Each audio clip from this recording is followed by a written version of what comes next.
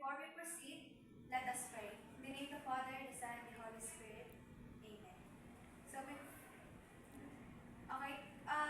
please sit and kung may nakikita kayong mga dumi sa paligid or sa ilalim ng desk nyo, pakipulot na lang. So, before we start our session, I will check first the attendance. Say present if your name is called. So, wala naman pong absent. Okay, very good. So, last session, what you have learned about our topics in science, which is climate change. Anyone? Marvin? Okay, thank you very much. So, in this session, you learn how to properly manage activities that cause harm to Earth. So, the topic today is about eco-innovation. So, content standards, the learners develop skills, creativity, and knowledge that are required in eco-innovation. Perform standards, the learners will be grouped to make creative materials for eco-innovation. And sa learning competencies, after the session, students can be able to develop collaboration, skills, and cooperation. Next is conduct research and experimentation designed for the circular economy. And since introduction, at best, this awareness can produce innovative response that gradually move society on a path to more sustainable growth. That is where the concept of eco-innovation is gaining more and more weight among government, universities, and organizations that struggle to create strategies that combine innovation and sustainable is an effort that must be embraced. Eco-innovation involves the development and implementation of new technologies, process, product, or services that have a positive impact on our environment. So, sa eco-innovation, we need to innovate the product na makakatulong sa ating environment, like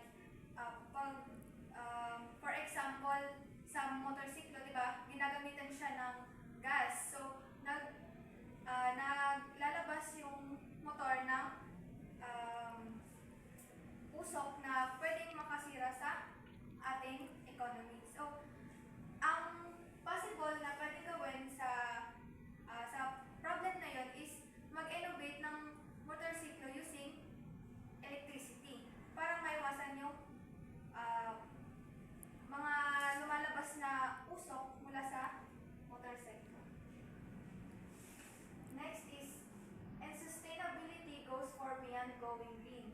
What is eco-innovation? Eco-innovation involves the development and implementation of new technologies, process, product, or services that have a positive impact on the environment this innovation aims to address. So, kagaya nga ng sinabi ko, yung eco-innovation is yun ang nagde-develop ng mga product or services na positive na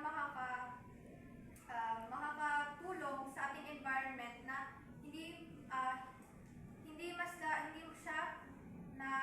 mas lalong masira ng pollution ang ating environment at mas lalong dumami yung green, like pagtanim ng puno or ng mga halaman na pwedeng makatulong sa ating environment na mawala yung mga pollution. Next is, key aspect of eco-innovation include, number 1, sustainable design, number 2, circular economy, renewable energy, green technologies. So, sa sustainable design, creating products or services with reduce environmental impacts in terms of energy, consumption, emotion, and resource use. So, as you can see, sa una, sa raw materials extraction, yung mga puno na ginagamit, for example, yung raw materials extraction, yung mga puno na pinagagamitan ng papel, yun yung nagiging innovation na mapupunta sa material processing and mapupunta sa part of manufacturing and magiging assembly. So, magiging product use. Ito na yung mga